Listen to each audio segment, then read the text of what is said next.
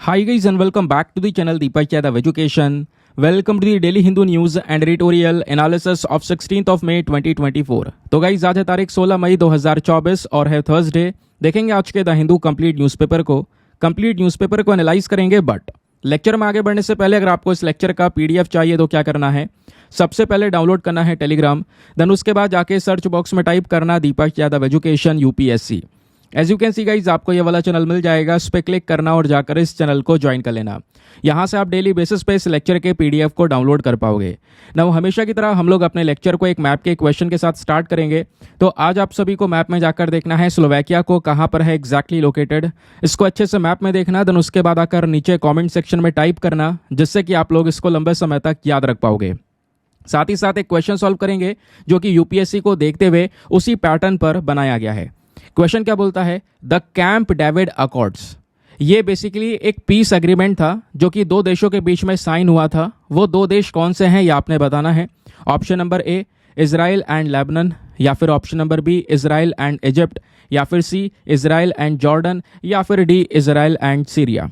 तो इसका सही आंसर सभी को नीचे कमेंट सेक्शन में देना है। एटलीस्ट सभी को उसमें पार्टिसिपेट करना है, जैसे मैं आप लोगों से डेली बेसिस पे बोलता हूँ। बाय द वे इसका जो करेक्ट आंसर है वो मैंने आपको टेलीग्राम पर प्रोवाइड करवा दिया है, वहाँ से भी आप इसको चेकआउट कर सकते हो। और अगर वहाँ पर आंसर नहीं मिलता है तो भी कोई परेशान होने की ज़रूरत नहीं है, क्योंकि वीडियो के लास्ट में इसके करेक्ट आंसर का डिस्कशन हम लोग करेंगे। तो चलो शुभ आरंभ करते हैं और चलते हैं सबसे पहले आज के इंडेक्स के ऊपर। देखेंगे आज का द हिंदू न्यूज़पेपर हमारे लिए क्यों इतना इंपॉर्टेंट है, यहाँ की प्रमुख खबरें कौन कौन सी हैं जिनको हम काफ़ी डिटेल से कवर करेंगे। तो दोस्तों फ्रंट पेज पर ही एक इंपॉर्टेंट आर्टिकल है जिसको जीएस पेपर नंबर 2 पॉलिटी के सेक्शन से लिंक करेंगे। सुप्रीम कोर्ट का स्टेटमेंट है यूएपीए को लेकर। तो अभी आपको पता होगा हाल ही में प्रबीर नाम के जो ये व्यक्ति हैं काफ़ी ज़्यादा चर्चा में रहे थे, न्यूज़ क्लिक के लीडर हैं या न्यूज़ क्लिक के फाउंडर हैं। तो ये पूरा मैटर क्या था ज़रा हम समझेंगे इसके बारे में। और अभी सुप्रीम कोर्ट ने यूएपीए को लेकर क्या बोला है। यूएपीए बहुत इंपॉर्टेंट एक्ट है, अक्सर न्यूज़ में है। इसका फुल फॉर्म है अनलॉफुल एक्टिविटीज़ प्रिवेंशन एक्ट। काफ़ी कुछ इसमें जानने के लिए। देन उसके बाद पेज नंबर 4 पर एक और आर्टिकल प्रेजेंट है जिसको GS paper number 3 defence and security के पॉइंट ऑफ व्यू से लिंक करेंगे। तो हमारी आर्मी दोस्तों जो अगला बैच है इग्ला एस का, उसको रिसीव करने के लिए तैयार है। ये इग्ला एस एक ऐसा वेपन सिस्टम है जो हमारी आर्मी को और ज़्यादा मजबूत करेगा। तो इग्ला एस के बारे में काफ़ी सारी डिटेलिंग्स हैं, ये जानना हमारे लिए काफ़ी ज़्यादा ज़रूरी भी है। देन पेज नंबर 6 पर एक और आर्टिकल प्रेजेंट है जिसको पॉलिटी के साथ में लिंक करोगे। बात हो रही है कि इंडिया में साल 2023 में, यानी जो हमारा पिछला साल अभी निकला है, तो इंडिया में एक रिकॉर्ड तोड़ इंटरनेट शटडाउन करे गए हैं। आपको पता है हर साल इंटरनेट शटडाउन का एक लिस्ट आती है कि 2022 में कौन कौन से देश थे जहां पर सबसे ज़्यादा इंटरनेट बंद किया गया, फिर 2021 में कौन से थे, ऐसी 2023 का डेटा आया। तो दोस्तों पिछले कई सालों से, लगभग पिछले 6 सालों से लगातार इंडिया टॉप पर है। तो 2023 में भी इंडिया सबसे ऊपर है जहां पर सबसे ज़्यादा इंटरनेट बंद किए गए थे 2023 में। क्या है पर्टिकुलर सिनेरियो, सुप्रीम कोर्ट के क्या जजमेंट्स हैं इस टॉपिक को लेकर, बहुत कुछ है इस आर्टिकल में डिस्कस करने के लिए। देन पेज नंबर 12 पर एक और आर्टिकल प्रेजेंट है, इसको वेरी वेरी इंपॉर्टेंट मार्क कर लेना। ये बहुत ही ज़रूरी टॉपिक है और आज का जो मेंस का क्वेश्चन है दोस्तों वो भी इसी आर्टिकल के ऊपर मिलेगा। इकोनॉमी के सेक्शन से लिंक कर सकते हो। जो हमारी अलग अलग कंपनियां हैं जैसे कोल इंडिया है, एनएमडीसी है, ओएनजीसी विदेश लिमिटेड है, ये जो कंपनी आपको दिख रही है दोस्तों, ये दुनिया भर में अलग अलग कंट्रीज़ के अंदर में क्रिटिकल मिनरल एसेट्स को अपने लिए बटोर रही हैं।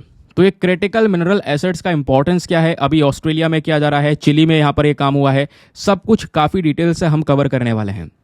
फिर पेज नंबर 12 पर एक और आर्टिकल प्रेजेंट है जिसको अगेन इकोनॉमी के पॉइंट ऑफ व्यू से लिंक करेंगे। ये भी काफ़ी इंपॉर्टेंट है। बात हो रही है अभी दोस्तों आपको पता होगा कई सारे जो मसाले हैं, जो स्पाइसेस हैं, उनके अंदर में इथाइलिन ऑक्साइड के मिलने की वजह से कुछ कंट्रीज़ ने इन मसालों को बैन किया। तो अभी जो स्पाइसेस बोर्ड है हमारा, कॉडेक्स है, ये सब मिलकर इथाइलिन ऑक्साइड की लिमिट्स को डिस्कस कर रहे हैं कि भाई ये जो स्पाइस का पूरा ट्रेड है हमारा वो बना रहे, क्योंकि स्पाइस के मामले में इंडिया एक बहुत इंपॉर्टेंट कंट्री है। दुनिया में जितना व्यापार होता है ना मसालों को लेकर, उसका 12% व्यापार केवल भारत करता है, एक्सपोर्ट केवल इंडिया करता है। तो बहुत कुछ है इसमें जानने के लिए, पूरा सिनेरियो यहाँ पे डिटेल से डिस्कस करेंगे।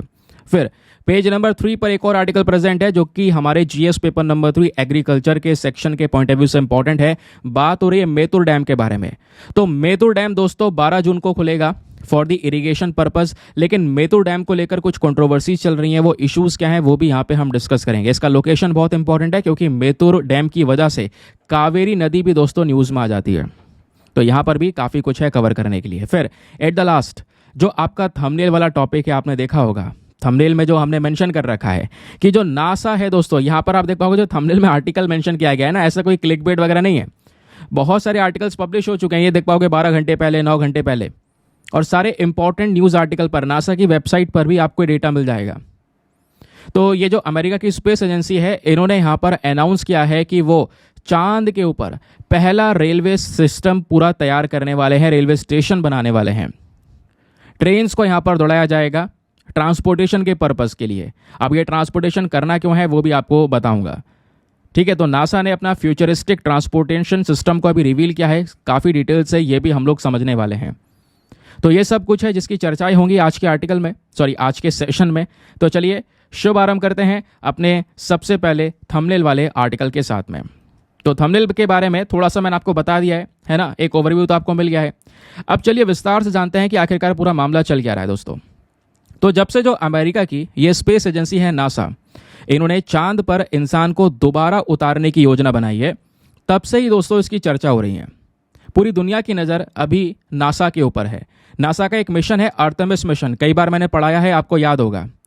तो आर्टेमिस मिशन के तहत नासा का मेन टारगेट है कि एक बार फिर से इंसान को चांद पे उतारना।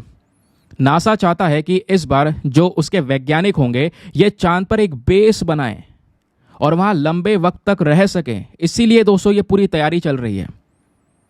अब क्या हो रहा है, इसलिए दोस्तों कई तरह की जो तैयारियां हैं और जो प्रोजेक्ट्स हैं उन पे काम चल रहा है, जैसे मैंने आपको बताया। अब नासा ने चंद्रमा का जो सरफेस है, जो उसकी सतह है, वहां पर उड़ने वाली रोबोट ट्रेन बनाने की योजना का अनाउंसमेंट कर दिया है। उनके ब्लॉग पोस्ट पर भी आपको देखने को मिलेगा। एक ब्लॉग पोस्ट पे अमेरिका की जो स्पेस एजेंसी है, इन्होंने अपने इस प्रोजेक्ट के बारे में बताया जिसको नाम दिया गया है फ्लोट। अब ये फ्लोट की फुल फॉर्म क्या है? फ्लोट की फुल फॉर्म है flexible levitation on A track. तो दोस्तों इस पर्टिकुलर प्रोजेक्ट के बारे में अभी काफ़ी सारी इन्फॉर्मेशन आ चुकी है और बहुत सारी इन्फॉर्मेशन आनी बाकी भी है। इस प्रोजेक्ट का मेन मकसद क्या है? चंद्रमा पर जो भी एस्ट्रोनॉट्स पहुंचेंगे उनको इस रोबोटिक ट्रांसपोर्टेशन सिस्टम से मदद मिले, है ना। एक बयान में नासा ने यह भी बोला कि 2030 के दशक में एक परमानेंट मून बेस ऑपरेट करने के लिए सारी तैयारी हो रही है। और एक परमानेंट मून बेस अगर हम बनाते हैं तो उसको काम करने के लिए हमें वहाँ पर एक ट्रांसपोर्टेशन सिस्टम होना भी ज़रूरी है, तभी जाके प्रॉपर तरीके से काम हो पाएगा। क्लियर हो गया दोस्तों? अब नासा के शुरुआती डिज़ाइन से पता चलता है कि जो ये पूरा फ्लोट सिस्टम है ये पूरी तरह से मशीनों पर निर्भर है। जैसा आप यहाँ पर देख पाओगे, ये ऐसा फ्लोट सिस्टम बनाया गया है जिसपे यहाँ पर सामान रख के ट्रांसपोर्ट किया जा सकेगा। ये आप देख पाओगे, इसको जूम करके नजर आएगा तो नीचे एक ट्रैक बनाया गया है ना, ऊपर रोबोट है विद ट्रे, उसके अलावा यहाँ पर आपको रेगुलेट देखने को मिलेगा। तो ये कुछ चीज़ें हैं जिसका आज के समय पर यूज़ किया जा रहा है इस ट्रैक को बनाने के लिए। यानी काम चल रहा है लेकिन टेस्टिंग चल रही है अभी लैबोरेटरीज़ के अंदर में, ताकि इसको अच्छे से चांद पर लागू किया जा सके।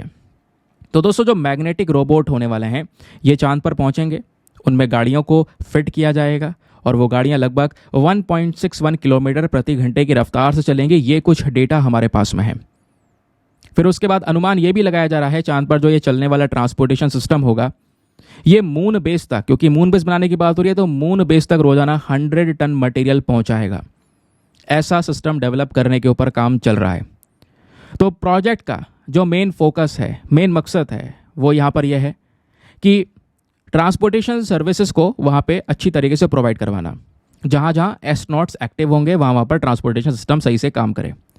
जो ये फ्लोट सिस्टम है दोस्तों, ये पूरी तरह से ऑटोनोमस होने वाला है, खुद से वर्क करेगा, सब ऑटोमेटिक काम देखने को मिलेगा। ठीक है, ये जो चंद्रमा का पूरा एनवायरमेंट एक कॉम्प्लेक्स एनवायरमेंट है, धूल से भरा हुआ है ना, उसमें बढ़िया तरीके से काम कर सकेगा। ये क्लियर हो गया। फिर बात ये भी है, एक खास बात ये बताई जा रही है कि जो ये फ्लोट सिस्टम है इसको नासा की जेट प्रोपल्शन लैबोरेटरी में तैयार किया जा रहा है। फिलहाल के लिए कैलिफोर्निया में जो सिस्टम के अलग अलग पार्ट्स हैं दोस्तों, इनको भी टेस्ट किया जा रहा है। ये सारी रिपोर्ट्स आज के समय पर लाइव हो चुकी हैं, हमारे सामने हैं, पब्लिकली अवेलेबल हैं, जहां से ये सारा का सारा डेटा मैंने आपको यहाँ पे बताया। तो आने वाले समय पर बहुत चर्चाएं होंगी, तो ध्यान रख सकते हो इसके बारे में। खैर, आगे आते हैं अपने नेक्स्ट आर्टिकल पर। पेज नंबर 1 पर ये आर्टिकल प्रेजेंट है। जीएस पेपर नंबर 2 पॉलिटी के पॉइंट ऑफ व्यू से इंपॉर्टेंट है, मैं आपको बता चुका हूं। अब बात यह है कि इस आर्टिकल को समझने के लिए पूरा बेस समझना होगा। तो दोस्तों यहाँ पर एक कंपनी है न्यूज़ क्लिक। अब न्यूज़ क्लिक क्या है? News agency. जैसे अलग अलग कंपनियां हैं ना, तो न्यूज़ क्लिक की इनका यूट्यूब पे चैनल भी है, प्लस वेबसाइट भी है। वहाँ पे जो डेली न्यूज़ होते हैं उनको वो कवर करते हैं, उनको ये पब्लिश करते हैं। अब न्यूज़ क्लिक के जो फाउंडर हैं वो आपको ये व्यक्ति देखने को मिलेंगे, प्रबीर पुरकाष्ट। तो यहाँ पर बेसिकली जो ये व्यक्ति आपको दिख रहे हैं, इनको अरेस्ट किया गया था पिछले साल अक्टूबर 2023 में। रीज़न क्या था? रीज़न यहाँ पर यह दिया गया कि जो न्यूज़ क्लिक है दोस्तों, न्यूज़ क्लिक को चाइना से फंडिंग आई है, चाइना से पैसा इन्होंने यहाँ पर रिसीव किया है। ऐसा यहाँ पर इनके ऊपर एलिगेशंस था, जिसके बेसिस पर यूएपीए लगा दिया गया प्रबीर के ऊपर में और न्यूज़ क्लिक के ऊपर में। यूएपीए क्या है दोस्तों? यह है अनलॉफुल एक्टिविटीज़ प्रिवेंशन एक्ट। यह एक ऐसा कानून है जो अनलॉफुल काम करने से रोकने का काम करता है। भाई ऐसा काम जो देश के खिलाफ जा रहा है, देश की सिक्योरिटी के लिए खतरा है, देश की इंटीग्रिटी के लिए खतरा है, तो उस बेसिस पर दोस्तों ये जो यूएपीए है वो लगाया जाता है। तो दिल्ली पुलिस ने दोस्तों यूएपीए को लागू करते हुए यहाँ पर क्या किया, इन्होंने प्रबीर को अरेस्ट कर लिया। अब ये केस काफ़ी दिनों से चल रहा था। अब केस चलते चलते दोस्तों मामला पहुंच गया सुप्रीम कोर्ट। अब सुप्रीम कोर्ट ने यहाँ पर यह बोला कि जो प्रबीर को अरेस्ट किया गया है अंडर यूएपीए, ये इनवैलिड है, ये यहाँ पर कह सकते हो लीगल नहीं है। क्यों? क्योंकि इनको अरेस्ट किया गया था 3 अक्टूबर 2023 में, और ये व्यक्ति बार बार एफआईआर की कॉपी मांगते चले गए, जिसको पुलिस वाले इग्नोर करते चले गए। सुप्रीम कोर्ट ने यह भी बोला कि जो ये एजेंसी है वो सही से यहाँ पर इनको इन्फॉर्म नहीं कर पाई। उसके अलावा जो डिटेलिंग्स है वो भी हमारे पास में सही तरीके से सामने नहीं आ पाई हैं। आपने केवल एक चार्जशीट फाइल कर ली, जो कि बेसिकली यहाँ पर कह सकते हो कि बोला जा रहा है कि इन्होंने इलीगल काम किया है, बस ऐसा। ज़्यादा ठोस एविडेंसेस आपके पास में यहाँ पर है भी नहीं, जिस बेसिस पर कहीं ना कहीं जो ये व्यक्ति हैं इनके पास में जो फंडामेंटल राइट्स है दोस्तों, उनका वायलेशन हुआ है। सुप्रीम कोर्ट बोलता है कि देखो जो संविधान है आपका, ये आपको फंडामेंटल राइट्स देता है 12 से 35 तक। अब इन फंडामेंटल राइट्स में, मौलिक अधिकार में, जो आर्टिकल नंबर 22 है दोस्तों, आर्टिकल 22 क्लॉज 1, ये यहाँ पर दोस्तों बताता है, क्या बोलता है, an arrested person shall be informed of the grounds of arrest. भाई जिसको अरेस्ट किया गया है तो उसके पीछे चीज़ें बताओ कि भाई आपने क्यों अरेस्ट किया है, सारी इन्फॉर्मेशन होना चाहिए। राइट टू बी इन्फॉर्म्ड करके दोस्तों आपके पास में एक राइट ये आता है, तो इसका भी वायलेशन हुआ है क्योंकि इनको प्रॉपर तरीके से जानकारी नहीं दी गई।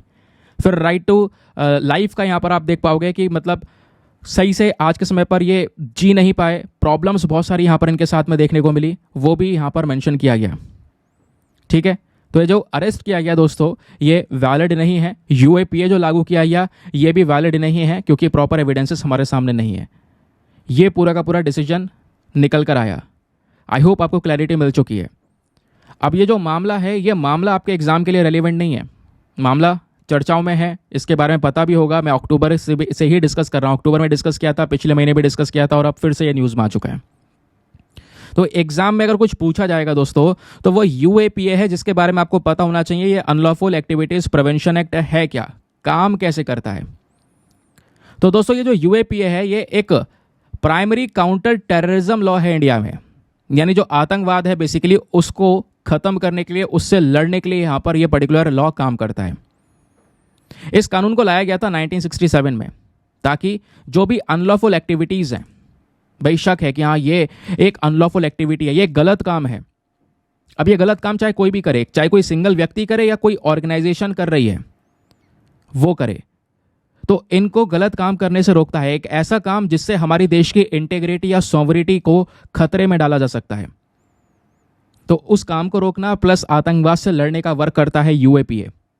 अब दोस्तों इस यूएपीए के अंदर में कई सारी और भी एक्टिविटीज़ हैं, जैसे मान लो कोई व्यक्ति है जो टेररिस्ट को सपोर्ट कर रहा है तो वो भी धरा जाएगा यूएपीए में, या टेररिस्ट को फंडिंग प्रोवाइड करवा रहा है वो वाले केसेस भी यूएपीए देखेगा, या फिर कोई एंटी नेशनल सेंटिमेंट्स बहुत ज़्यादा बढ़ावा दे रहा है, एंटी नेशनल सेंटिमेंट्स का पब्लिक के अंदर में, लोगों को देश के खिलाफ कर रहा है, तो ऐसे एक्टिविटीज़ को भी यूएपीए के अंडर में कवर किया जाता है।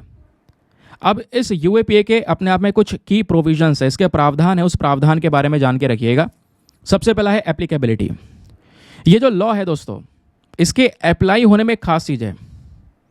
कहने का मतलब है ये जो कानून है ना, ये अप्लाई होता है, मान लो कोई अपराध कर रहा है और ये अपराध देश के अंदर करे या देश के बाहर भी करे, अगर आउटसाइड ऑफ इंडिया भी अगर ये ऑफेंस हुआ है दोस्तों, तो उनके ऊपर भी ये वाला लॉ अप्लाई होता है। तो बोथ यानी दोनों के दोनों, चाहे वो इंडियन सिटीजन हो या फॉरेन नेशनल हो, उन दोनों को यहां पर दोस्तों इस एक्ट के अंदर में कवर किया जा सकता है। अब क्वेश्चन ये भी है कि जो यूएपीए के तहत मेन पावर्स दी गई हैं वो हमारी सेंट्रल गवर्नमेंट, केंद्र सरकार के पास में है। ठीक है, सेंट्रल गवर्नमेंट इसकी मेन अथॉरिटी आपको देखने को मिल जाएगी। और सेंट्रल गवर्नमेंट के पास तो इतनी पावर है कि मान लो कोई ऐसी ऑर्गेनाइजेशन है जिसके साथ में वो इस तरीके की हरकत देखते हैं, तो उसको आतंकवादी ऑर्गेनाइजेशन का एक टैग भी दिया जा सकता है, किसी ऑर्गेनाइजेशन को टेररिस्ट एंटिटी भी घोषित किया जा सकता है। ये पावर्स भी सेंट्रल गवर्नमेंट के पास में है। समझ गए? अब बात आती है चार्जशीट की, चार्जशीट फाइल करने की बात। तो दोस्तों क्योंकि यहां पर क्या बोला जाता है, अब एक व्यक्ति को अरेस्ट किया है तो चार्जशीट तैयार करनी होगी। तो जो इन्वेस्टिगेशन एजेंसी है उनके पास में मैक्सिमम 180 डेज का टाइम है। तो एक व्यक्ति को अरेस्ट करने के बाद 180 दिन के अंदर अंदर उनको एक चार्जशीट फाइल करनी पड़ती है। ठीक है, अब सवाल यह है कि कोई भी केस है, उस केस को देखते हुए जो ये चार्जशीट फाइल करने का समय है ये एक्सटेंड हो सकता है, चेंज हो सकता है, लेकिन मैक्सिमम 180 डेज का ही समय आपको देखने को मिलेगा। अब बात आती है अनलॉफुल एसोसिएशन प्रोविजंस। ये क्या है? यूएपीए एक्ट का जो अलग अलग सेक्शंस देखते हो दोस्तों, तो सेक्शन 3 के अंदर में बोला जा रहा है कि गवर्नमेंट के पास में ये भी पावर है कि वो किसी भी एसोसिएशन को भी अनलॉफुल डिक्लेयर कर सकती हैं। कोई और बॉडी है उसको भी अनलॉफुल डिक्लेयर किया जा सकता है, घोषित किया जा सकता है। क्लियर हो गया? अब एक चीज और देखिएगा कि मान लो गवर्नमेंट ने किसी ऑर्गेनाइजेशन को बैन कर दिया इसी अनलॉफुल चार्जेस के बेसिस पर।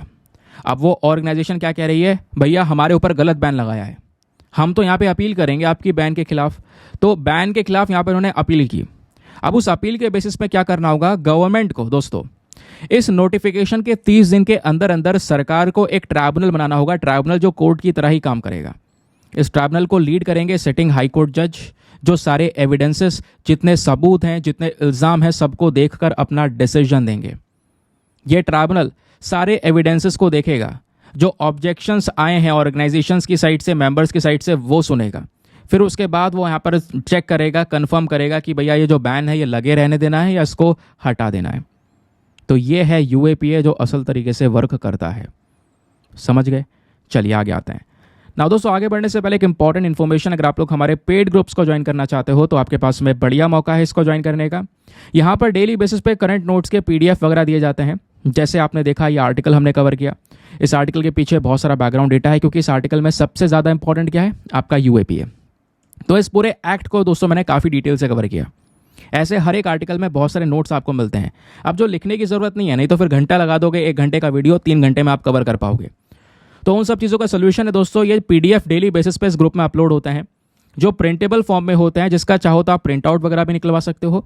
दूसरी बात, जितने भी पीडीएफ हैं वो हिंदी और इंग्लिश दोनों भाषाओं में अवेलेबल हैं। दोनों मीडियम के एस्पिरेंट को डायरेक्ट हेल्प मिलती है। तीसरी चीज़ दोस्तों, इस ग्रुप में सारा कंटेंट आपका सिक्योर है।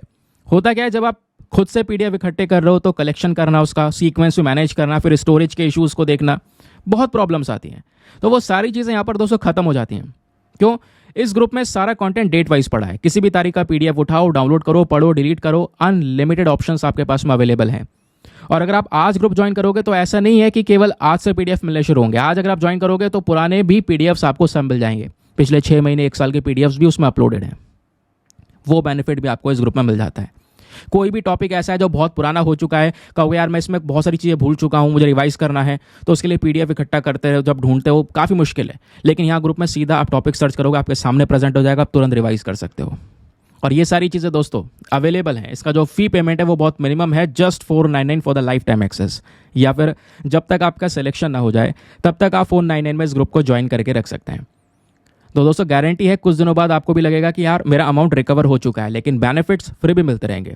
ग्रुप को ज्वाइन करने के लिए क्या करना है, व्हाट्सएप पर जाना है। यहाँ पर आपको एक नंबर दिया गया है 8534873368। इस नंबर पर मैसेज कर देना कि I want to join this group. वहाँ पे आपको रिप्लाई मिलेगा, पेमेंट का प्रोसेस दिया जाएगा और सबसे इंपॉर्टेंट डेमो वीडियो का लिंक भी मिलेगा। एक ऑप्शन और है, डेमो वीडियो को भी चेक करना कि ग्रुप में क्या चीज़ें मिल रही हैं, कैसे मिल रही हैं, कैसे मुझे हेल्प कर सकती हैं, अपने आप को पूरा सेटिस्फाई करना, फिर उसके बाद जाकर ये इन्वेस्टमेंट करना। ठीक है, बाकी दोस्तों यार मेक श्योर क्या करो, वीडियो पे जो लाइक का बटन है उसको प्रेस कर दिया करो।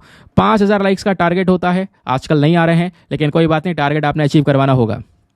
चलिए नेक्स्ट आर्टिकल, पेज नंबर 4 पर आर्टिकल प्रेजेंट है, डिफेंस एंड सिक्योरिटी वाले पैकेट में डालेंगे। बात क्या हो रही है, जो हमारी आर्मी है उनको Igla S air defence system जल्द ही मिलने वाले हैं। कहोगे एक मिनट, ये न्यूज़ तो थोड़ी पुरानी सी लग रही है, अभी क्या मिले नहीं थे, एक बार ऑलरेडी मिल चुके हैं ना। तो दोस्तों वो पहला बैच था, तो Igla S air defence system पहले ऑलरेडी आर्मी को मिल चुके हैं। ये नेक्स्ट बैच है दोस्तों जो मिलने वाला है, जिससे हमारी आर्मी और ज़्यादा मजबूत होगी। अब ये Igla S air defence system क्या है, ये वाला सिस्टम आप देख पाओगे, फोटो है ना, इसको हकीकत में देखोगे तो ये ऐसा दिखाई पड़ता है कि भाई आर्मी के एक व्यक्ति क्या कर सकते हैं, इसको कंधे पे रख के दाग सकते हैं। दुश्मन का बड़ा हेलीकॉप्टर है ना, तो उसको भी यहां पर दागा जा सकता है। कोई ड्रोन है, एयरक्राफ्ट है, उसको भी दोस्तों यहां पर इससे उड़ाया जा सकता है।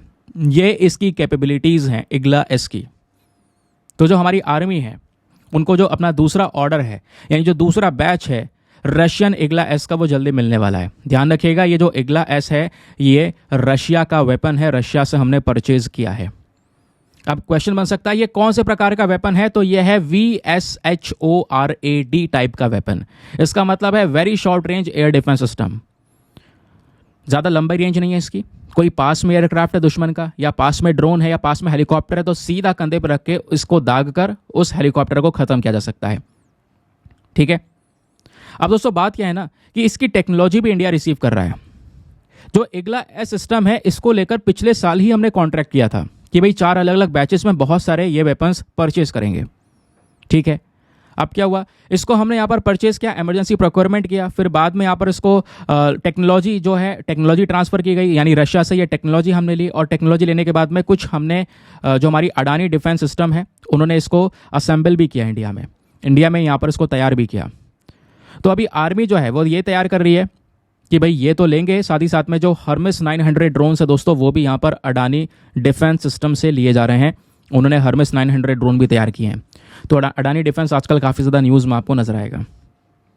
अब बात है पिछले साल की, तो पिछले साल दोस्तों हमारी आर्मी ने लगभग 48 इग्ला एस लॉन्चर, 100 मिसाइल्स और 48 नाइट साइट्स और एक मिसाइल टेस्टिंग स्टेशन, ये सारी चीज़ें परचेज करने का एक डील किया था रशिया से, लगभग 260 करोड़ रुपए का। अभी यहाँ पर ये जो डिलीवरी है वो स्टार्ट हो चुकी है। अब धीरे धीरे करके ये सारे आइटम्स रशिया हमको डिलीवर करेगा और ये पेमेंट हम करते रहेंगे। ठीक है, क्लियर हो गया दोस्तों, समझ में आ गया। तो ये जो मिसाइल हैं इनको इंपोर्ट करने वाले हैं, कुछ पार्ट्स ऐसे होंगे जो इंडिया में ही असेंबल किए जाएंगे, इंडिया में ही बनाए जाएंगे अडानी डिफेंस के थ्रू। ये भी बताया गया इस डील के अंदर, यानी टेक्नोलॉजी भी हमारे पास में आएगी इस पर्टिकुलर वेपन की। ये है इग्ला एस सिस्टम, और यहीं पर आपकी जो ये करंट न्यूज़ है, जो खबर है, वो हो जाती है समाप्त। लेकिन इससे क्या काम चलेगा, नहीं, ये तो हर कोई व्यक्ति पढ़ के जाएगा, न्यूज़पेपर हर कोई पढ़ के जाएगा, लेकिन इसके पीछे का जो बैकग्राउंड डेटा है, ये इग्ला एस की डिटेलिंग्स हैं, इसके फीचर्स हैं, वो जानना हमारे लिए सबसे ज़्यादा इम्पॉर्टेंट है। तो दोस्तों इग्ला एस सिस्टम की जब बात करते हैं तो इंडियन आर्मी ने परचेज किया। ये एक शॉर्ट रेंज वाला एयर डिफेंस सिस्टम है। ये एक man portable air defence system है, एक इंसान इसको कैरी कर सकता है। इसको किसने डेवलप किया है, रशिया ने। इसको जाना जाता है, यानी कि देखो अलग अलग जगह पर अलग अलग नाम से जाना जाता है। यहाँ पे इग्ला एस के नाम से जान रहा है, वेस्ट में इसको SA-24 ग्रिंच के नाम से जाना जाता है। ये सिस्टम रशियन आर्मी में लाया गया था 2004 में, 2004 में। देन उसके बाद में बोला जा रहा है, अच्छी बात है कि एक अकेला व्यक्ति यहाँ पर इसको चला सकता है और दुश्मन के एयरक्राफ्ट को, एक बड़े एयरक्राफ्ट को सीधा गिरा सकता है। ये इसकी कैपेबिलिटीज़ हैं, बड़े बड़े टारगेट्स को ये ख़त्म कर सकता है। फीचर्स क्या है इस इग्ला एस सिस्टम में दोस्तों, कुछ कॉम्बैट इक्विपमेंट्स हैं, 9M342 मिसाइल है, 9P522 लॉन्चिंग मैकेनिज्म है, प्लस इसके साथ कुछ मेंटेनेंस इक्विपमेंट्स भी आते हैं, जैसे 9V866 mobile test station and 9F7192 test set. तो टेस्ट स्टेशन और बाकी सारी चीज़ें, इक्विपमेंट्स, मिसाइल, ये सारी चीज़ें दोस्तों इसके अंदर में अवेलेबल हैं। सवाल यह है कि सर आपने बोला ये शॉर्ट रेंज के लिए है, तो शॉर्ट रेंज कितना, लगभग 6 किलोमीटर। कहने का मतलब है कि आपसे आपका दुश्मन हेलीकॉप्टर, एयरक्राफ्ट या ड्रोन का यूज़ कर रहा है और 6 किलोमीटर की दूरी पर है, तो सीधा इसका यूज़ करके उसको ख़त्म किया जा सकता है। समझ गए?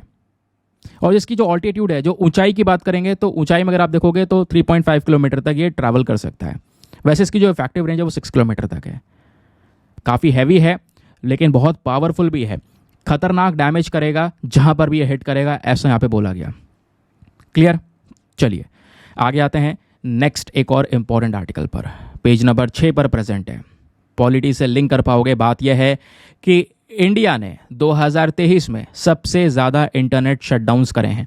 हर साल ये रिपोर्ट आती है। वेडनेसडे में 2023 की रिपोर्ट आई है। अब 2024 में जो जो इवेंट्स हुए हैं, 2024 में जब जब इंटरनेट शटडाउन हुए हैं, उसके बारे में हमें अगले साल पता चलेगा, 2025 में पता चलेगा।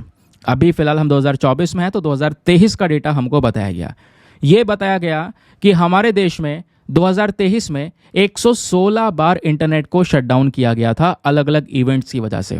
इंटरनेट शटडाउन क्यों किया जाता है दोस्तों? क्यों इंटरनेट बंद किया जाता है? आपको पता है, जहां कोई दंगा हो जाए, कम्युनल टेंशंस हो जाए, वायलेंस हो जाए, एग्जाम का समय आ जाए, या दूसरे और भी कई कारण हो सकते हैं जिसकी वजह से थोड़े समय के लिए इंटरनेट बंद करना पड़ता है। जैसे एग्जाम्पल मणिपुर का, सबसे बड़ा एग्जाम्पल मणिपुर में जो यहां पर कॉन्फ्लिक्ट हुआ दोस्तों, उस कॉन्फ्लिक्ट की वजह से वहां पे लंबे समय तक इंटरनेट शटडाउन रहा। समझ गए? ये आपको देखने को मिलेगा। उसके अलावा अभी पंजाब में आपने देखा था, जो प्रो खालिस्तानी व्यक्ति अमृतपाल सिंह का जब पूरा मैटर हुआ था, है ना, तो उस समय पर वहाँ पे इंटरनेट शटडाउन किया गया था। ये आपको नजर आएगा। तो ये जो शटडाउन दोस्तों करे गए हैं, ये ऐसे ही इवेंट्स के दौरान लंबे समय के लिए किए गए हैं। फिर उसके बाद बताया गया है कि इंटरनेट शटडाउन करने से एक और दिक्कत है। भाई अभी तो आपने देखा कि मणिपुर में इंटरनेट शटडाउन हुआ, लेकिन इंटरनेट शटडाउन के बाद जब इंटरनेट थोड़े समय के लिए आया तो कैसे वीडियोज आए सबके सामने, है ना।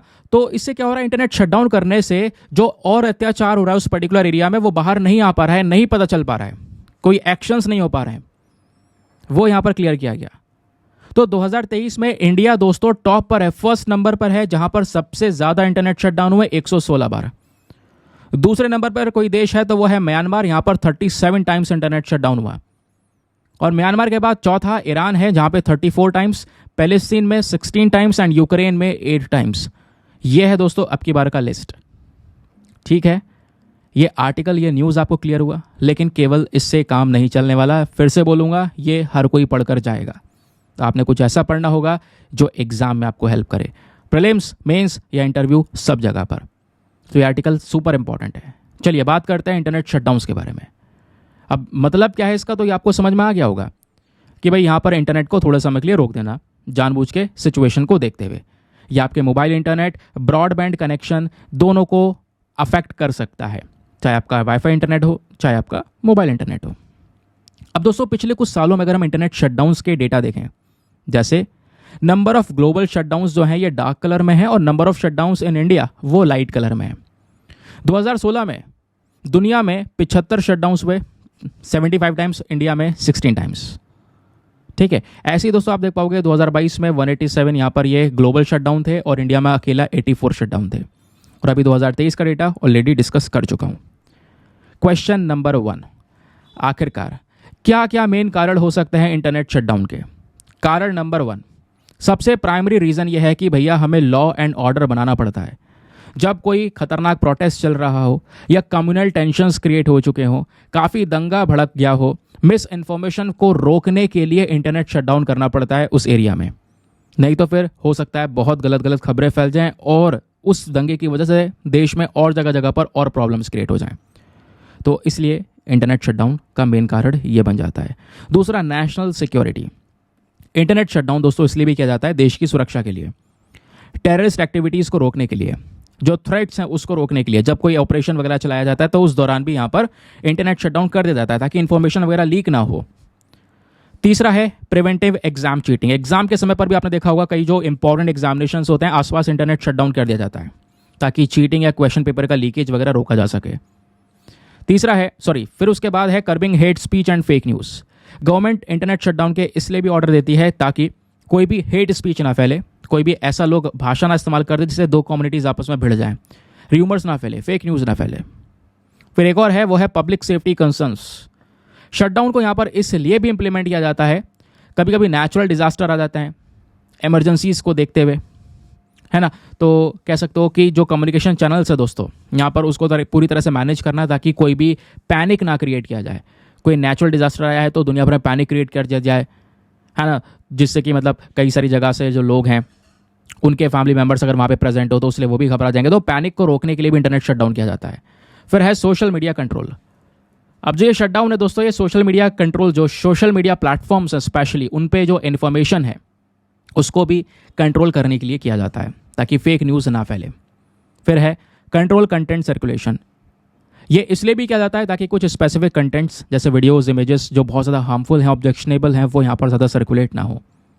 प्रोटेस्ट के समय पर भी किया जाता है ताकि यहाँ पर कह सकते हो कि प्रॉपर तरीके से प्रोटेस्ट हो, कोई ऐसा ना हो कि आपस में कुछ ऐसी चीज़ें भड़का दे जिससे प्रॉब्लम्स काफ़ी ज़्यादा बढ़ जाएं। ठीक है, अब आपका सवाल यह आएगा, इंटरनेट शटडाउन करने की पावर मिलती कहाँ से है? ऐसा नहीं है हमारा राइट छीन रहे हैं ये। तो कोई गवर्नमेंट के पास में कोई लॉज वगैरह हैं जो इंटरनेट जिसके बेसिस पर वो इंटरनेट शटडाउन कर रहे हैं? तो दोस्तों चलिए थोड़ा से लॉज के बारे में बात कर लेते हैं। जब बात आती है कानून की, तो इंडियन टेलीग्राफ एक्ट 1885 का सेक्शन नंबर 5 क्लॉज 2, इसको रीड करना है, temporary suspension of telecom services public emergency and public safety rules 2017 के साथ मिलकर।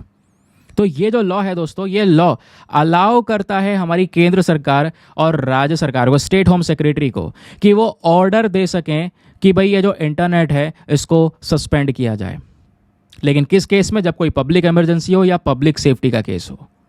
लेकिन ये जो ऑर्डर है दोस्तों, यहाँ पे कहा जा रहा है एक कमेटी बनाई जाएगी, कमेटी को 5 दिन के अंदर अंदर इस ऑर्डर को रिव्यू करना होगा और ये कह सकते हो 15 दिन से ज़्यादा दिनों तक नहीं हो सकता। तो एक अर्जेंट केसेस में इस तरीके से किया जा सकता है। फिर सीआरपीसी का सेक्शन नंबर 144 के तहत भी, यानी जो सेक्शन है ये एम्पावर करता है, ये ताकत देता है डिस्ट्रिक्ट मजिस्ट्रेट को, सब डिविजनल मजिस्ट्रेट को या कोई दूसरे एग्जीक्यूटिव मजिस्ट्रेट को, इनको यह पावर मिलती है स्टेट गवर्नमेंट से कि भाई वो सीधा एक ऑर्डर जारी करें और जो कह सकते हो प्रॉब्लम्स क्रिएट हो रही हैं, डिस्टर्बेंस हो रहा है, इसको रोका जा सके। और इसको रोकने के लिए दोस्तों यहाँ पर इंटरनेट सस्पेंशन का भी एक इंपॉर्टेंट पावर इनको मिलता है। फिर है section 69A of the information technology act 2000। ये वाला जो सेक्शन है, अगेन ये फिर से केंद्र सरकार को पावर देता है कि वो कोई भी इंफॉर्मेशन जो इंटरनेट पर है उसको ब्लॉक कर सकती है। देश की सॉवरेनिटी, इंटीग्रिटी, डिफेंस, सिक्योरिटी या फ्रेंडली रिलेशंस को देखते हुए अगर इन चीज़ों पे कहीं पर इम्पैक्ट हो रहा है तो दोस्तों ये सेक्शन अप्लाई होगा और वो किसी भी पर्टिकुलर वेबसाइट कंटेंट को सीधा पूरे इंटरनेट से ब्लॉक कर देगा। तो ये वाली पावर्स भी हैं। तो ये नियम है, एक्ट हैं, जिसके बेसिस पर इंटरनेट सस्पेंशन की पावर्स मिलती हैं। अब क्वेश्चन यहाँ पर एक और आएगा, चलो दिक्कत थी तो यहाँ पर इंटरनेट सस्पेंड कर दिया गया, कई लोग ऐसे सोचेंगे। अब दोस्तों क्वेश्चन ये भी है कि इसका असर क्या पड़ेगा? इसका असर काफ़ी बड़ा पड़ता है। जैसे इम्पैक्ट में देखोगे तो सबसे पहला इम्पैक्ट है फ्रीडम ऑफ एक्सप्रेशन के ऊपर में ज़बरदस्ती एक रोक लगाना। बोला जाता है कि इंटरनेट शटडाउन है, यह आपका जो फंडामेंटल राइट है article 19 clause 1 sub clause A, जो आपको खुलकर अपने आप को एक्सप्रेस करने का हक देता है, खुलकर बात रखने का हक देता है, इसका वॉयलेशन हो रहा है, ये यहां पर बोला गया। दूसरा यहां पर अगर आप देखोगे इकोनॉमिक इम्पैक्ट, आजकल सारी चीज़ें डिजिटलाइज हो चुकी हैं, हर एक चीज़ ऑनलाइन चल रही है। इंटरनेट शटडाउन का सीधा सीधा एक इम्पैक्ट इकोनॉमी के ऊपर पड़ सकता है, इकोनॉमिक लॉस हो सकता है, अनएम्प्लॉयमेंट यहाँ पर हमको देखने को मिल सकता है, डिजिटल पेमेंट्स रुक सकती हैं, online services, e commerce websites, education, health care, हर एक चीज़ पर इम्पैक्ट पड़ सकता है दोस्तों। ये क्लियर किया गया। आप ये देखिए, एक एस्टिमेट, एक डेटा आया है top10vpn.com का। इस डेटा ने ये बताया, ये बेसिकली जो कंपनी है, यह है UK based digital privacy group. इन्होंने ये बोला जो इंटरनेट शटडाउन का कॉस्ट है इंडिया में केवल साल 2020 में वो 20,000 करोड़ रुपए था, $2.8 बिलियन इंटरनेट शटडाउन का कॉस्ट है ये। तो ऐसे इकोनॉमी पे असर पड़ेगा, इतना इतना लॉस यहाँ पर देखने को मिलेगा। ठीक है, और आप देख पाओगे कश्मीर में साल 2019 में, आपको पता है ना आर्टिकल 370 जब अब्रोगेट किया गया था, 6 महीने के लिए कम्युनिकेशन पूरी तरह से ब्लॉक कर दिया गया था, जिसकी वजह से 5 लाख से ज़्यादा लोगों की नौकरियां चली गई थी।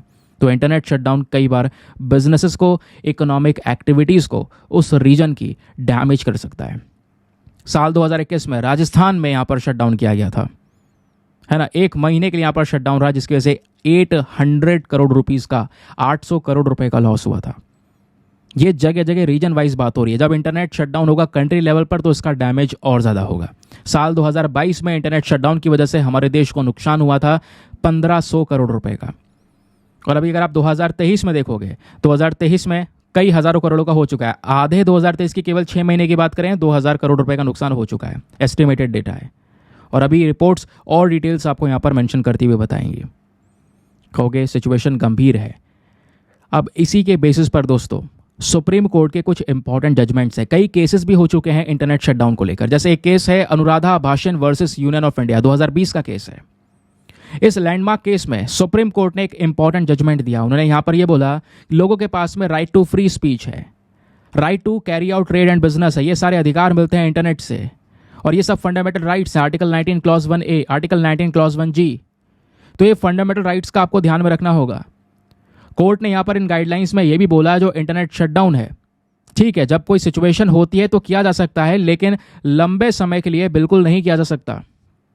कोर्ट ने एम्फसाइज किया है कि इंटरनेट एक्सेस पर रिस्ट्रिक्शन लगा सकते हो आप, लेकिन पूरी तरह से बैन करना लंबे समय के लिए ये सीधा सीधा अलग अलग राइट्स का वायलेशन है। फिर एक केस और होता है, foundation of media professional versus union territory of Jammu and Kashmir, 2020 का केस था। इस केस में सुप्रीम कोर्ट ऑफ इंडिया ने जम्मू कश्मीर का जो एडमिनिस्ट्रेशन है उनसे बोला कि जितने भी रिस्ट्रिक्शंस लगाए गए हैं इंटरनेट एक्सेस के ऊपर में उसको फटाफट रिव्यू कीजिए, और राइट टू इंटरनेट एक फंडामेंटल राइट है तो उसकी रिस्पेक्ट करनी चाहिए। तो अगेन आप देख पाओगे केसेस के अंदर में इंटरनेट शटडाउन को कहीं ना कहीं कह सकते हो कि बेकार सा माना गया है, उसको ज़्यादा कोई मतलब सपोर्ट नहीं मिला है। अब यहीं पर क्या है, लोगों के आर्गूमेंट्स हैं। अब आप में से भी कई लोग हो सकते हैं जो लोग यहाँ पर इंटरनेट शटडाउन से सहमत हो, और जो लोग यहाँ पर इसके अगेंस्ट में हो कि नहीं ये नहीं होना चाहिए। कई लोग हो सकते हैं होना चाहिए। अब जो आर्गूमेंट्स में होते हैं उनका क्या कहना है, तो सुनिए कि इंटरनेट शटडाउन करना चाहिए। इससे क्या होगा, जो फेक न्यूज़ हैं वो बंद हो जाएंगी। भाई एक जगह से मिस इन्फॉर्मेशन फैलना बंद हो जाएगी, जिससे और दंगे जो बढ़ सकता था वो रुक जाएगा। दूसरी चीज़, इससे लॉ एंड ऑर्डर मेंटेन रहेगा। तीसरी चीज़, सिचुएशन में क्या होगा, जो सोशल मीडिया प्लेटफॉर्म से दोस्तों ये सबसे बड़ा डिसरप्शन बनते हैं, तो ये ज़रूरी है कि यहाँ पर सस्पेंशन किया जाए ताकि इन सोशल मीडिया प्लेटफॉर्म पर कोई उल्टी सीधी चीज़ें ना शेयर हो। अब कुछ लोगों का आर्गूमेंट्स अगेंस्ट में है कि इंटरनेट शटडाउन क्यों नहीं होना चाहिए। क्यों? पहली बात तो ये ह्यूमन राइट्स, मानव अधिकार का सीधा सीधा उल्लंघन है, ठीक है। दूसरा, सोशल कॉस्ट, इसका जैसे मैंने बोला इम्पैक्ट बहुत बड़ा पड़ता है। एजुकेशन, हेल्थ, पब्लिक सर्विस, हर चीज़ के ऊपर में आजकल इंटरनेट से कनेक्टिविटी है, सब पर इम्पैक्ट पड़ता है। तीसरा, failing to achieve the objective, क्योंकि यहाँ पर जो इंटरनेट शटडाउन है दोस्तों, इससे भी कोई बात बनती नहीं है। कोई भी ऐसा एविडेंस नहीं है कि इंटरनेट शटडाउन कहीं पर पब्लिक ऑर्डर रिस्टोर कर पाया है या प्रोटेक्शन दे पाया है, ऐसा यहाँ पर मेंशन किया जा रहा है। इवन लोगों में और ज़्यादा फ्रस्ट्रेशन क्रिएट हो जाता है कि अब वो करें क्या, और लोगों में गुस्सा यहाँ पर देखने को मिल जाता है इंटरनेट शटडाउन की वजह से।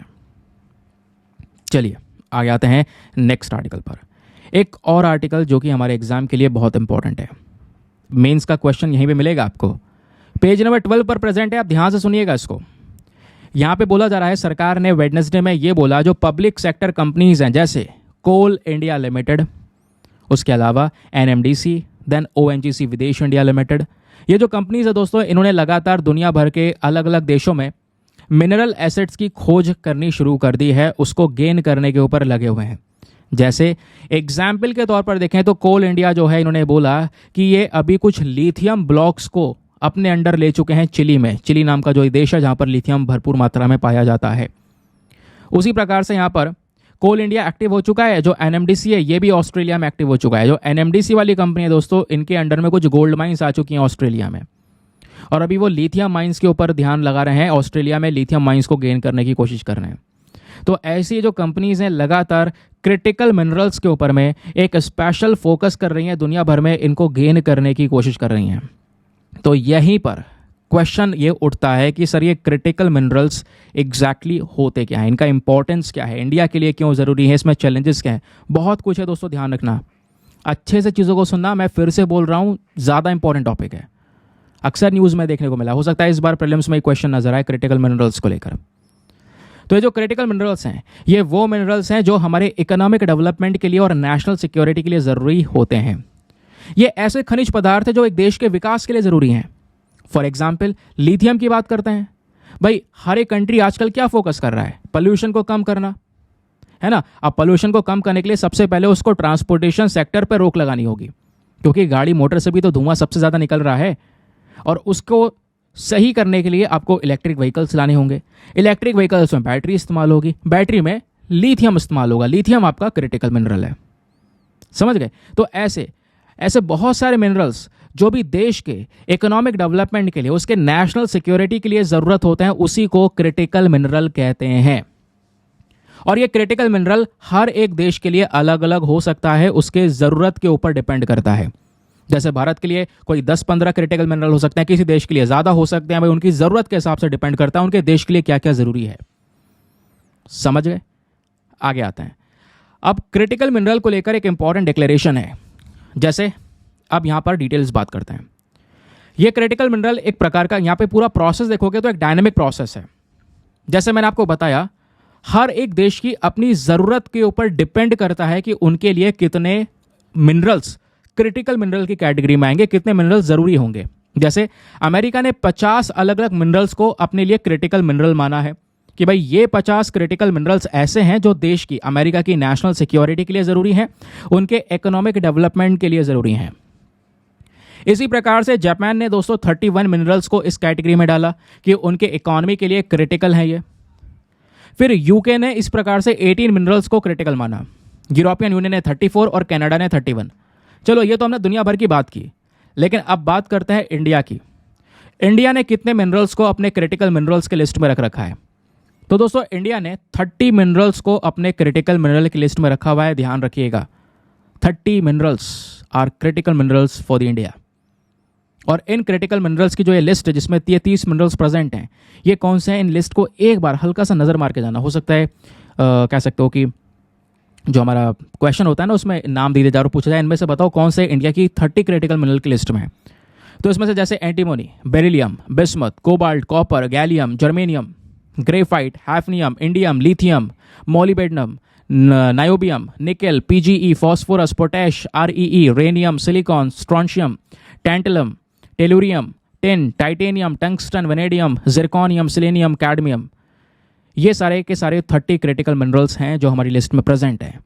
और ये जो क्रिटिकल मिनरल्स है दोस्तों, ये हमारे देश में कौन कौन से राज्य और यूनियन टेरिटरीज में पाए जाते हैं? तो उसमें है बिहार, गुजरात, झारखंड, ओडिशा, तमिलनाडु, उत्तर प्रदेश, छत्तीसगढ़ एंड जम्मू एंड कश्मीर। समझ गए? और दोस्तों इसी के लिए एक अलग से बॉडी बना रखी है, centre of excellence for critical minerals. ये जो बॉडी है ये मिनिस्ट्री ऑफ माइंस में आती है। इस बॉडी ने खुद रिकमेंड यहाँ पर किया है, मतलब माइंस के अंडर में आती है, मिनिस्ट्री ऑफ माइंस के अंडर में आती है। ध्यान रखिएगा, ये जो बॉडी है ये क्या करेगी? इसको मेन काम ये सौंपा गया है कि आप इन क्रिटिकल मिनरल की लिस्ट को चेक करते रहना और देखना समय के साथ में भारत को जिस भी क्रिटिकल मिनरल की ज़रूरत होगी उसके अनुसार इस लिस्ट को टाइम टू टाइम अपडेट करते चलना। ठीक है, बात क्लियर हो गई? अब ये आप लिस्ट देख सकते हो, इनमें से 30 क्रिटिकल मिनरल्स आप खोज सकते हो, ये लिस्ट यहाँ पे प्रेजेंट है।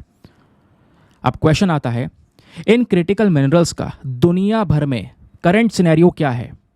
कैसे दुनिया भर की कंट्रीज दोस्तों इसके पीछे पड़ी हुई हैं? तो आप ये देखिएगा, साल 2017 से लेकर 2022 के बीच में जो क्रिटिकल मिनरल्स की डिमांड है वो बहुत तेजी से ग्रो हुई है ना। स्पेशली यहाँ पर लिथियम की डिमांड 3 गुना बढ़ी है, कोबाल्ट की डिमांड 70% से बढ़ी है, निकेल की डिमांड 40% से बढ़ी है। क्यों? जिस तरीके से हम आगे बढ़ रहे हैं, एनर्जी सेक्टर बढ़ रहा है, इन क्रिटिकल मिनरल्स की ज़रूरत भी हमारे लिए उतनी ही बढ़ती चली जा रही है। इंटरनेशनल एनर्जी एजेंसी ने ये एक एस्टिमेशन ये यहाँ पर हमको बताया है कि अगर, क्योंकि दुनिया भर की कंट्रीज का मेन फोकस है पेरिस क्लाइमेट एग्रीमेंट को साथ में लेकर चलना। इस एग्रीमेंट में मेन मकसद क्या है? पोल्यूशन को कंट्रोल करना। इसके लिए हमें क्लीन एनर्जी टेक्नोलॉजी चाहिए नहीं चाहिए? और क्लीन एनर्जी के अंदर में सक्सेसफुल होने के लिए अगेन आपको कुछ इंपॉर्टेंट मिनरल्स चाहिए होंगे, copper, rare earth, cobalt and 90% lithium, ये सब कुछ चाहिए होगा। तो इन जनरल अगर तौर पर देखें, जो मिनरल की डिमांड है स्पेशली क्लीन टेक्नोलॉजीज के लिए, वो 2040 तक लगभग 4 गुना बढ़ जाएगी, क्योंकि ज़्यादातर कंट्रीज क्लाइमेट गोल्स को अचीव करने के ऊपर में फोकस कर रही हैं। फिर बात आती है global efforts through policy measures. ये जो क्रिटिकल मिनरल्स की अवेलेबिलिटी है दोस्तों, जो इतना ज़्यादा यहाँ पर अवेलेबल है, अगर आप इसको देखोगे तो ये चीज़ें कहीं ना कहीं इंपैक्ट करता है। कहीं पर अवेलेबल है, कहीं पर अवेलेबल नहीं है। किसी देश के पास में बहुत मिनरल्स है, किसी देश के पास में नहीं है। अब जिसके पास में नहीं है उसे तो परेशानी झेलनी पड़ेगी ना पड़ेगी, क्योंकि आज के समय पर ये सबसे बड़ी रिक्वायरमेंट है किसी भी पर्टिकुलर कंट्री के लिए। अब जैसे America, Canada, European union, Australia, इन्होंने ऑलरेडी यहाँ पे कुछ इंपॉर्टेंट लॉज वगैरह लेकर आ चुके हैं, जबकि कुछ और ऐसे देश हैं जो जहाँ पे रिसोर्स बहुत सारे हैं, इंडोनेशिया, नामीबिया, जिम्बाब्वे, इन्होंने भी अपने देश में रिस्ट्रिक्शंस लगा दी हैं कि भैया ये जो अनप्रोसेस्ड मिनरल होगा हम इसको एक्सपोर्ट नहीं करेंगे, क्योंकि एक्सपोर्ट करेंगे दुनिया भर की कंट्रीज खींच के ले जाएंगी, हमें भी ज़रूरत है इन चीज़ों की।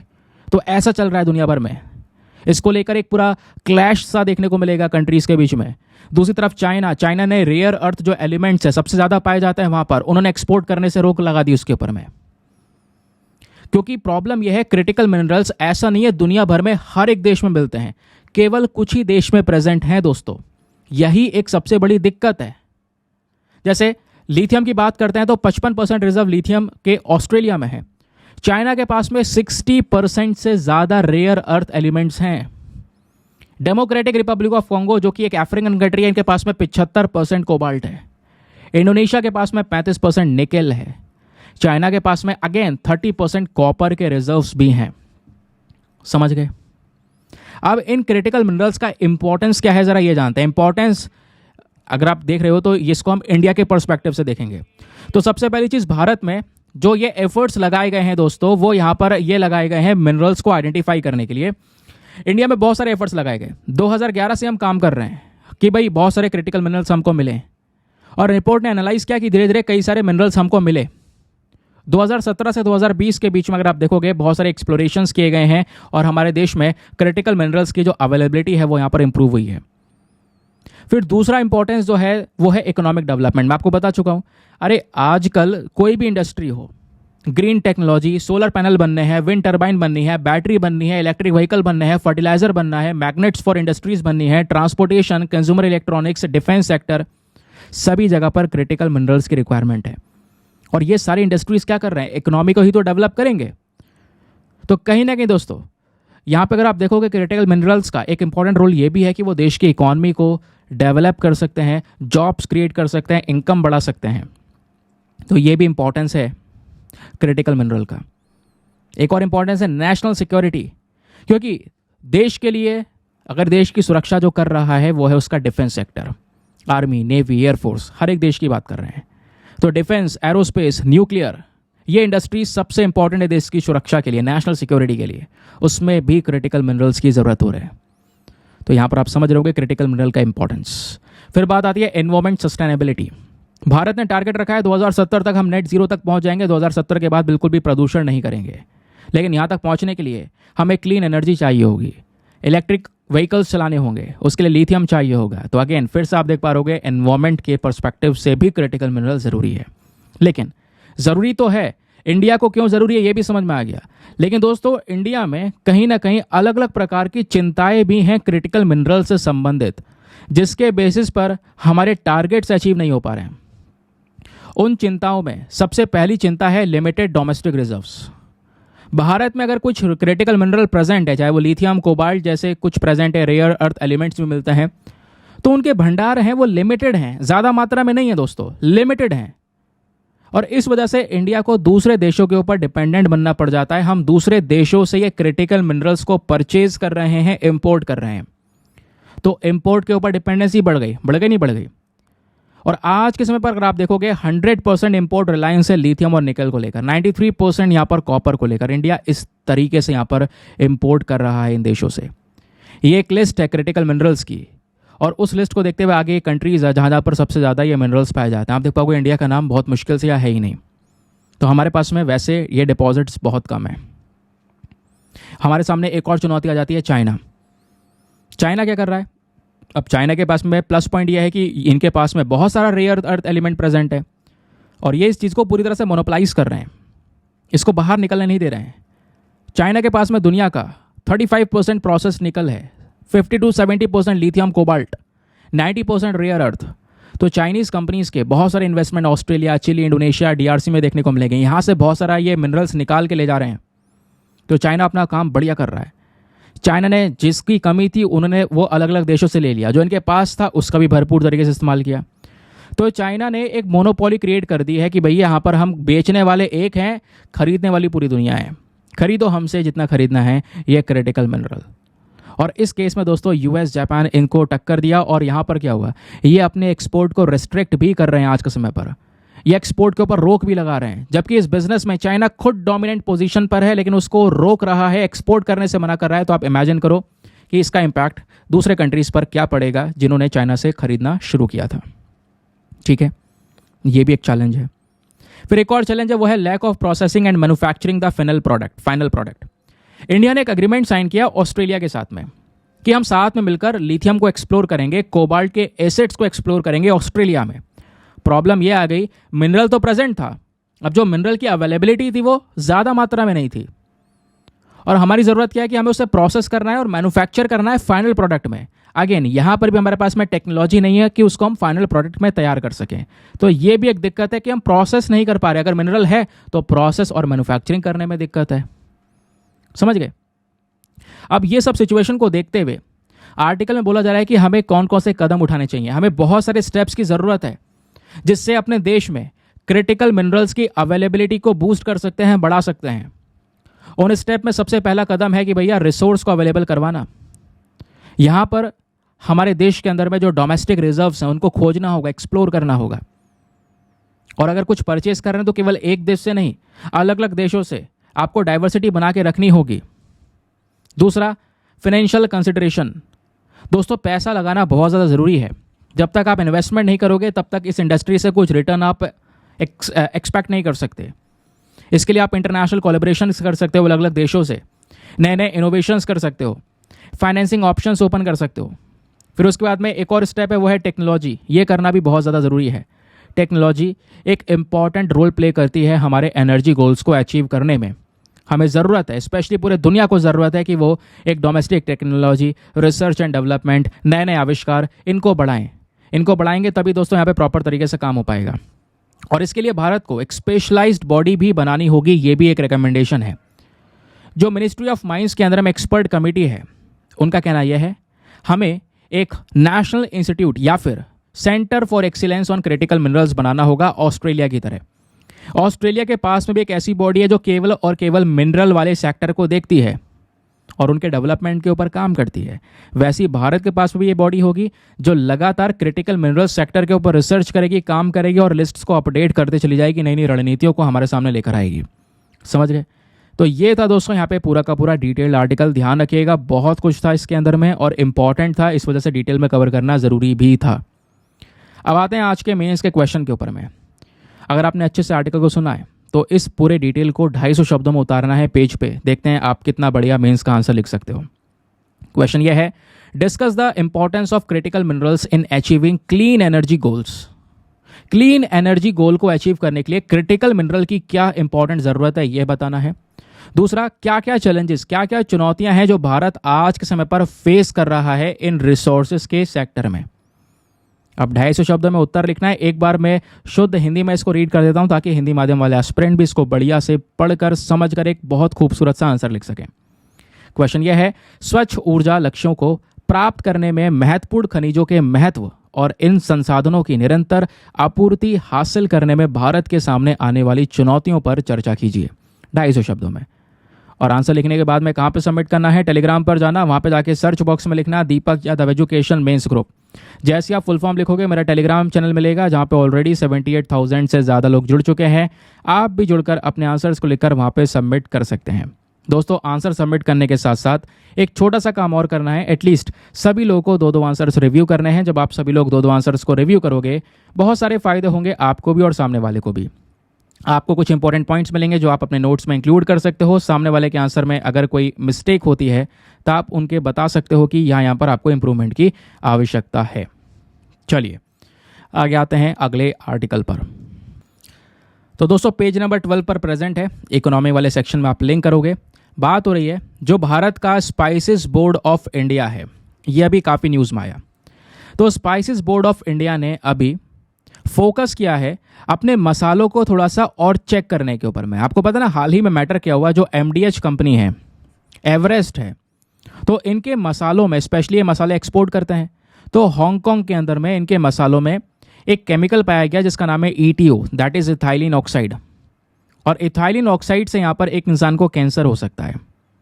इसकी लिमिट थोड़ी ज़्यादा थी जिस बेसिस पर इन कंट्रीज़ के अंदर में इसके ऊपर बैन लगाया गया। नाउ अभी के समय पर स्पाइसेस बोर्ड ऑफ इंडिया या दूसरी इंटरनेशनल बॉडी साथ में आ चुकी हैं। उनका मेन मकसद यह है कि भैया ये जो इथाइलिन ऑक्साइड केमिकल प्रेजेंट है स्पाइसेस के अंदर में, इसको चेक किया जाए और एक सर्टेन लिमिट से ज़्यादा नहीं होना चाहिए।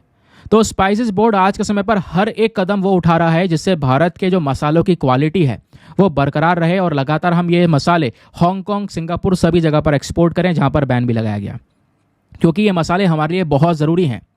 साल 2023-24 में देखोगे इंडिया का जो स्पाइस एक्सपोर्ट है दोस्तों वो 4.25 बिलियन डॉलर्स का हुआ था। 4.25 billion dollar is not a joke, क्योंकि दुनिया में जितने मसाले एक्सपोर्ट होते हैं उसका 12% एक्सपोर्ट केवल भारत ने किया। और अगर ऐसी छवि बनेगी तो कहीं ना कहीं हमारे जो ये स्पाइस सेक्टर है ये पूरा तरीके से डाउन हो जाएगा। तो इसको सर्वाइव करने के लिए, इसको प्रोटेक्ट करने के लिए हमारे लिए बहुत ज़्यादा ज़रूरी है ये कदम उठाना। ठीक है, अब दोस्तों इस आर्टिकल के पीछे बहुत सारी डिटेलिंग्स हैं, वो पढ़ना हमारे लिए सुपर इंपॉर्टेंट ज़रूरी है।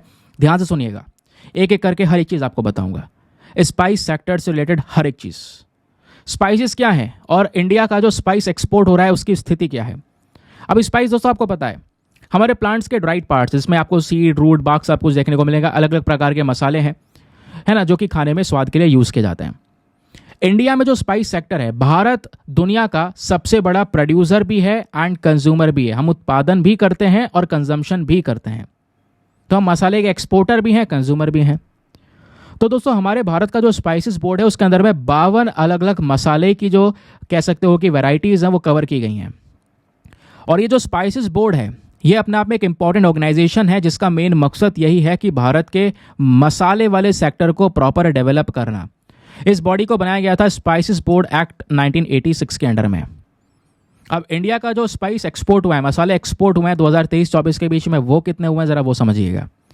जो एक्सपोर्ट ऑफ स्पाइसेस है दोस्तों, इससे यहाँ पर 41% टोटल एक्सपोर्ट अर्निंग यहाँ पे हुई है हमारी। जो भी हॉर्टिकल्चर क्रॉप्स हम एक्सपोर्ट करते हैं ना, उसमें से लगभग 41% दोस्तों अर्निंग सीधा मसालों से हुई। ये क्लियर हो गया।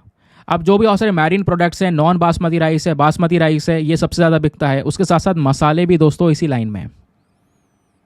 और अगर डेटा अगर हम देखें तो इंडिया का जो शेयर है दुनिया में स्पाइस एक्सपोर्ट के मामले में वो 12% है, जैसे मैंने आपको बताया।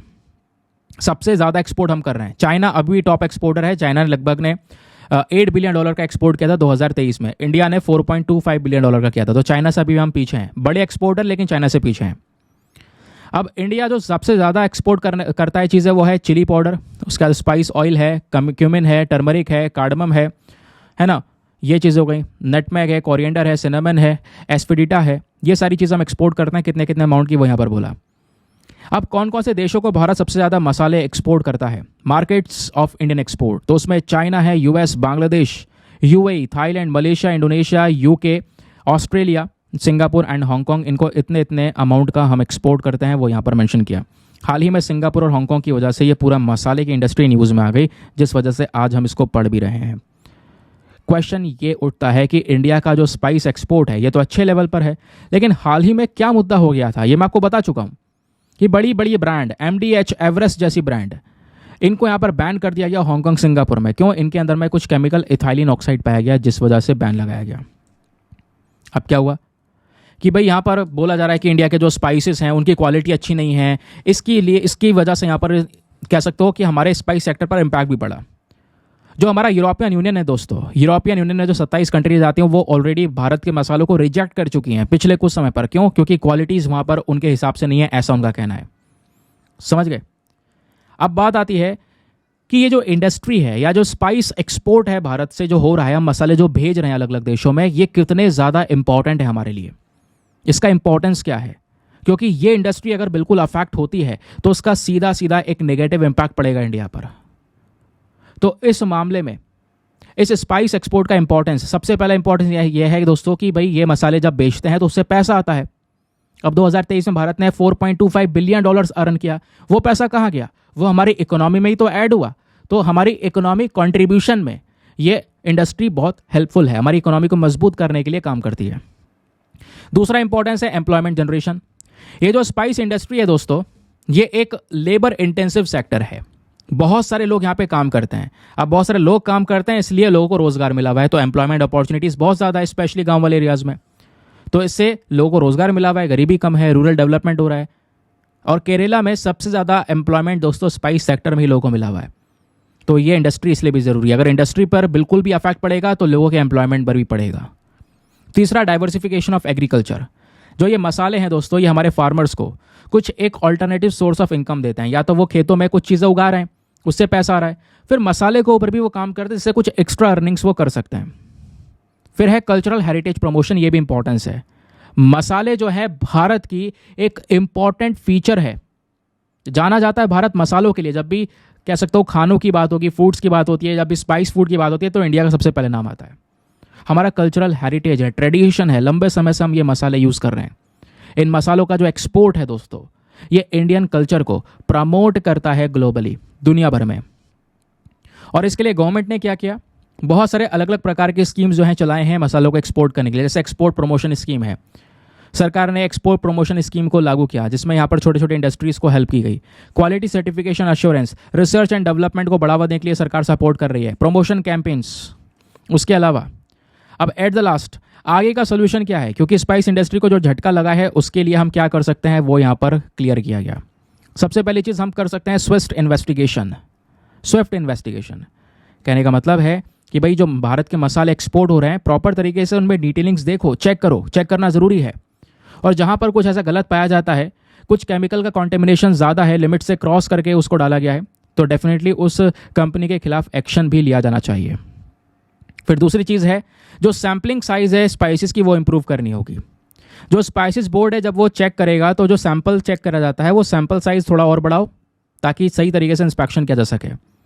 मार्केट को डाइवर्सिफाई करना ज़रूरी है। इंडिया का जो एक्सपोर्ट है दोस्तों, उनको एमर्जिंग मार्केट्स में लॉन्च करना ज़रूरी है ताकि जो पुराने मार्केट्स हैं उन पर डिपेंडेंसी कम हो सके।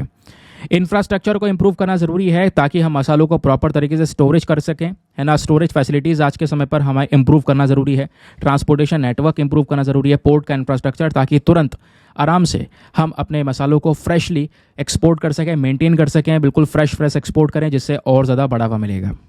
ठीक है, बाकी स्पाइसेस बोर्ड ऑफ इंडिया के बारे में आपको बता ही चुका हूँ। इसको स्पाइसेस बोर्ड एक्ट 1986 के अंडर में बनाया गया था। इस बोर्ड का हेडक्वार्टर आपको कोची में नजर आएगा। चलिए आगे आते हैं नेक्स्ट आर्टिकल पर। पेज नंबर 3 पर ये आर्टिकल प्रेजेंट है अगेन, जिसको हम जीएस पेपर नंबर 3 एग्रीकल्चर के सेक्शन से लिंक करेंगे। बात हो रही है मेतुर डैम के बारे में। तो मेतुर डैम दोस्तों यहाँ पर 12 जून से ओपन होने वाला है फॉर द इरिगेशन, सिंचाई के लिए। बट सिचुएशन ये है कि पानी यहाँ पर कम है, तो प्रॉब्लम्स आएंगी। तो उसके हिसाब से जो लॉन्ग टर्म क्रॉप्स हैं उनको उगाने के लिए यहाँ पर रिकमेंडेशन है, जिस वजह से मेतुर डैम चर्चा में है। मेतुर डैम दोस्तों कर्नाटका और तमिलनाडु दोनों स्टेट्स के लिए इंपॉर्टेंट है। ऊपर कर्नाटका है, नीचे यहाँ पर तमिलनाडु है, इनके बीच में यहीं पर आपको मेतुर डैम दोस्तों देखने को मिल जाएगा। मेतुर डैम जो है ये कावेरी नदी पर है, ध्यान रखिएगा। तो इसके बारे में कुछ important facts for the prelims exam जानने ज़रूरी हैं। मेतुर डैम हमारे देश का one of the largest dam है। जो सबसे बड़े डैम की लिस्ट है ना, उसमें एक डैम ये भी है जिसको बनाया गया था 1934 में, देश की आज़ादी से पहले का बना हुआ ये मेतुर डैम है। इसके लिए लोकेशन है मेतुर। मेतुर नाम की एक जगह है दोस्तों तमिलनाडु के अंदर, सालेम डिस्ट्रिक्ट में, वहीं पर यह डैम बना हुआ है। इसको बनाया गया है कावेरी नदी पर। जैसे मैंने आपको बताया, ये डैम इरिगेशन फैसिलिटीज़ प्रोवाइड करवाता है। इस डैम से बहुत सारा पानी मिलता है खेतों में सिंचाई करने के लिए। कहाँ कहाँ पर? सालेम वाले एरिया को एरोडे, नमक्कल, कारूर, तिरुचिरापल्ली, थंजावुर, ये सभी एरियाज़ को दोस्तों यहाँ से पानी मिलता है इरिगेशन करने के लिए, सिंचाई करने के लिए। अब जैसे मैंने बोला, ये जो डैम है ये कावेरी नदी पर है, यहीं पर मेतुर रिजर्वायर भी है। तो ज़रा कावेरी नदी के बारे में भी कुछ इंपॉर्टेंट फैक्ट्स पता होने चाहिए। जैसे कावेरी नदी को दोस्तों हम कावेरी बोलते हैं, यानी स्पेलिंग का थोड़ा सा फर्क हो जाता है। ये एक बहुत पवित्र नदी मानी जाती है सदर्न इंडिया में। ओरिजिन की बात करेंगे दोस्तों तो ये ब्रह्मगिरी हिल, यानी जो हमारे वेस्टर्न घाट्स हैं, वेस्टर्न घाट्स में ब्रह्मगिरी हिल से दोस्तों ये निकलती है, स्पेशली कर्नाटका से। कर्नाटका से बनते हुए दोस्तों ये कावेरी नदी बहती है और इस तरीके से साउथ ईस्टर्ली डायरेक्शन में बहती है। 765 किलोमीटर यहाँ पे कर्नाटका और तमिलनाडु से ये क्रॉस करती है ना। फिर उसके बाद में ये कह सकता हूँ ईस्टर्न घाट्स में जाती है और उसके बाद में ये तमिलनाडु से इस वाले पोर्शन से होते हुए सीधा बे ऑफ बंगाल के अंदर में गिर जाती है। बंगाल की खाड़ी में ये नदी इस तरीके से खाली हो जाती है। तो कावेरी का बेसिन अगर आप देखोगे तो ये नदी कहाँ कहाँ पे फैली हुई है, कर्नाटका से आ रही है, तमिलनाडु, केरला और पुडुचेरी तक दोस्तों जाती है और उसके बाद जाकर बे ऑफ बंगाल में गिर जाती है। बे ऑफ बंगाल में जहाँ पे गिरती है ना, ये तमिलनाडु का पोर्शन है। ये बेसिकली यहाँ पर पोम्पुहर के अंदर दोस्तों एक जगह है, वहाँ से ये नदी जाकर बे ऑफ बंगाल में गिरती है। अब इस कावेरी नदी के कुछ इंपॉर्टेंट लेफ्ट और राइट बैंक ट्रिब्यूटरीज यानी कि आसपास से काफ़ी सारी नदियाँ आती हैं जो इसमें मिलती हैं। तो पहले लेफ्ट बैंक ट्रिब्यूटरीज की बात करेंगे तो उसमें आती है हरंगी, हेमावती, शिमसा एंड अरकवती। ये कावेरी नदी की लेफ्ट बैंक ट्रिब्यूटरीज हैं। फिर बात आती है राइट बैंक ट्रिब्यूटरीज की। तो राइट बैंक ट्रिब्यूटरीज में दोस्तों आती है लक्ष्मण तीर्था, कबानी, उसके अलावा सुवर्णवती, भवानी, नोएल एंड अमरवती। ये राइट बैंक ट्रिब्यूटरीज हैं जो यहाँ पर, जिसको हम सहायक नदी बोलते हैं, ये कावेरी नदी को आगे बढ़ने में सपोर्ट करती है। ठीक है, क्लियर हो गया। चलिए, तो दोस्तों ये था डिस्कशन। आई होप आपको बहुत मजा आया होगा। आज का जो एडिटोरियल सेक्शन था उसमें कोई काम की चीज़ नहीं थी। एडिटोरियल के बराबर 2 आर्टिकल हम डिस्कस कर लिए, इंटरनेट शटडाउन वाला और साथ ही साथ में क्रिटिकल मिनरल वाला, है ना। तो उसमें पढ़ने की जरूरत नहीं, क्योंकि सब पॉलिटिक्स वाला चल रहा है मामला। जो पॉलिटिकल लीडर हैं वो लिख रहे हैं। अब भाई यहाँ पे कोई एक पॉलिटिकल पार्टी का लीडर है, वो यहाँ पर क्या करेगा, चीज़ों को अपनी साइड से लिखेगा। वो चीज़ें यहाँ पर आपको एग्जाम में हेल्प नहीं करेंगी यार। जहाँ पे एग्जाम में हेल्प करती है वहाँ पे सीधा सीधा मैं चीज़ों आपको बताता। बट इतना इंपॉर्टेंट है आज के न्यूज़पेपर से जो मैंने आपको पढ़ाया। आप देखो यहाँ पर क्वेश्चन ये था प्रैक्टिस वाला कि कैंप डेविड अकॉर्ड, ये पूछा गया था आपसे कि भाई एक पीस एग्रीमेंट हुआ था, ये कौन से 2 देशों के बीच में। तो इसका सही उत्तर है इजराइल एंड इजिप्ट। तो ये जो कैंप डेविड अकॉर्ड है दोस्तों, ये एक पॉलिटिकल एग्रीमेंट था जो 17 सितंबर 1978 में साइन किया गया था इजिप्ट के प्रेसिडेंट और इजराइल के प्राइम मिनिस्टर के बीच में। इस एग्रीमेंट के 2 इंपॉर्टेंट हिस्से थे, जैसे कि भाई यहाँ पर जो मिडिल ईस्ट है उसमें शांति बरकरार रखना, प्लस इजिप्ट और इजराइल के बीच में एक पीस ट्रीटी करना, शांतिपूर्वक मामले को निपटाना। क्योंकि आपको पता है इजराइल जब बना तो बहुत डिस्प्यूट्स हुए आसपास के कंट्रीज के साथ में। इजिप्ट जो है इजराइल के पास में ही है। तो उसके लिए दोस्तों यहाँ पर एग्रीमेंट हुआ था जिसका नाम कैंप डेविड अकॉर्ड्स आपको नजर आएगा। ठीक है, चलिए मिलते हैं आपसे अगले वीडियो में। आज के लिए bye bye, have a nice day, thank you and जय हिंद।